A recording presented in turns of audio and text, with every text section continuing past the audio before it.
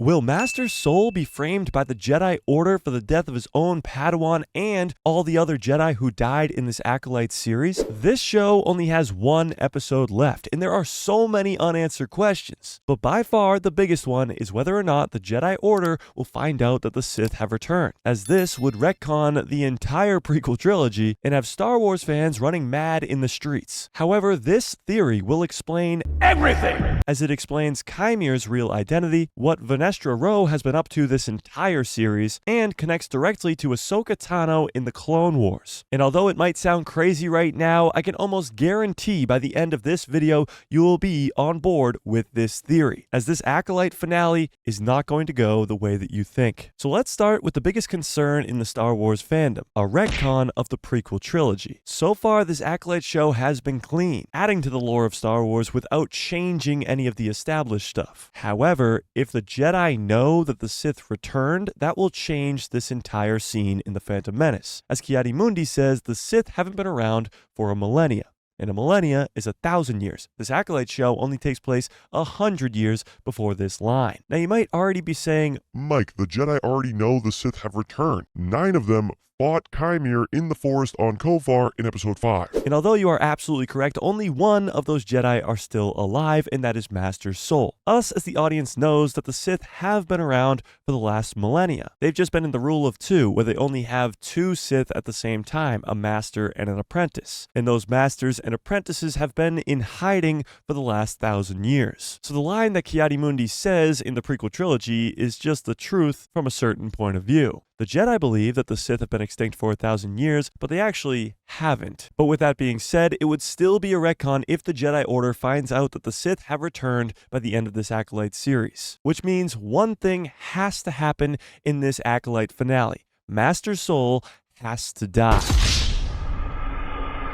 And that brings us to the reason we're all here today, framing Master Sol. It'll be very easy to blame him for all of this. The twins from Brendok, the Jedi dead on Kofar, because Sol has been lying for the last 16 years. And once the truth comes out, nobody is going to believe a word that he has ever said. So framing the lying Jedi is going to be a pretty easy task. But that brings up a lot more questions.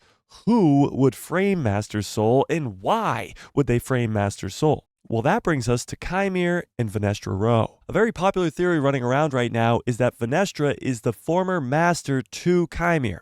In episode 6, it was revealed that Qimir was once a Jedi, and it was also revealed in the same episode that he has this massive scar on his back. A scar on someone's back, usually in cinema or television, is referring to a whip. And it just so happens later on in episode 6, Vernestra Rwoh pulls out the first ever live-action laser whip. A lightsaber that's also a whip. So it's very likely that Qimir was once a Jedi Padawan under Master Vernestra.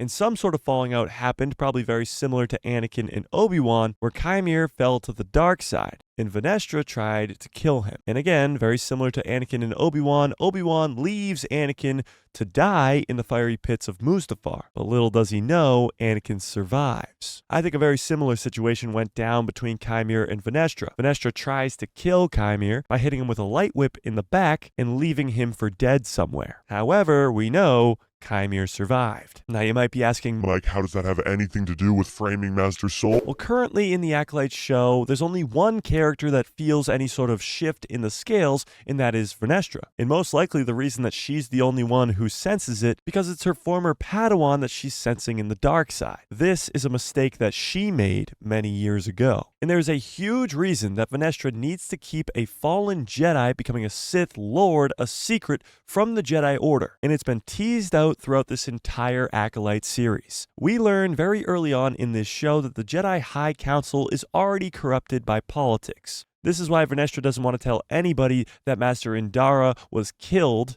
in episode 1, and it's also why she doesn't want to tell anybody about this secret mission to Kofar in episode 4. Vernestra is keeping secrets from the Jedi High Council because of politics. And this is where things get very Interesting. There's one scene in episode 6 that seemed like a throwaway scene at the time. However, it might come back to be one of the most important scenes of this entire show. This is right after we learned that Qimir was once a Jedi. We flash back to Coruscant where Vernestra is having a conversation with a member of the Senate. He is informing Vernestra that the Senate is about to start an investigation into the Jedi Order. And Vernestra seems very concerned about this, because she is currently working on secret missions on the side and not telling the High Council. So if the Senate is beginning an investigation into the Jedi Order, Vernestra is going to have to take all the events of this Acolyte series with the twins and Master Sol and bury them. They can't have it known to the rest of the galaxy that 2 Jedi, Osha and Qimir, both fell to the dark side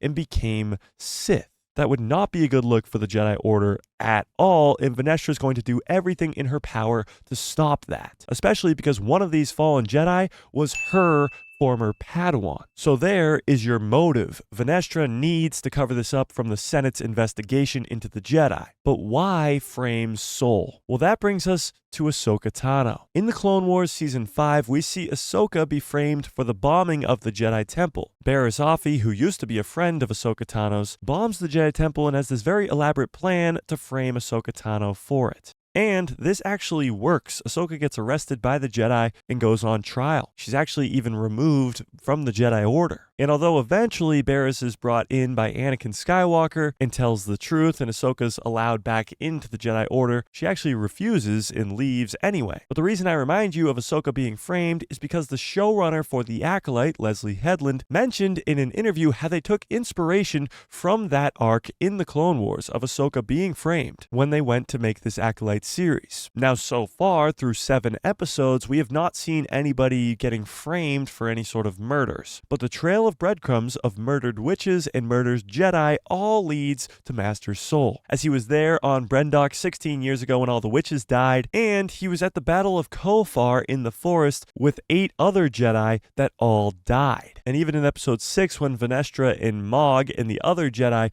arrive on Kofar to see what happened, even Mog's first conclusion is that Master Sol is the only one who would have been strong enough to do anything like this. So all lines are pointing to Sol being framed. Vernestra Rwoh definitely has the motive, with the Senate starting an investigation into the Jedi Order, and she really doesn't want them to find out that she's been doing secret missions without the permission of the Jedi High Council. And then you bring in the fact that the Jedi Order can't find out that the Sith have returned, meaning Master Sol is going to have to die in this finale. It'll be very easy for the Jedi Order to frame Master Sol for the death of everybody. Fans have been wondering, how is this show going to end? Are the good guys going to win? Are the bad guys going to win? But honestly, I don't think it's that simple. This show has seen Jeki get stabbed in the chest 3 times out of nowhere, Yord get his neck snapped, and the Jedi be the reasons that all the witches died 16 years ago on Brendok. There's a very thin line between right and wrong, and this show is exposing that. And how this show ends might be very similar to how this show was, with a crazy twist where the bad guys might win. And the Jedi Order could be revealed to be more corrupt than ever, as Vernestra Rwoh could be framing Master Sol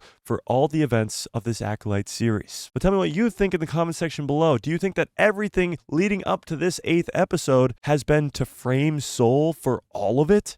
Or do you think Sol will survive this finale and go tell the Jedi Order that the Sith have returned and change everything? Tell me what you think in the comment section below, and did you catch this direct reference to Darth Plagueis in episode 6? Well, I explain all of it in this video right here.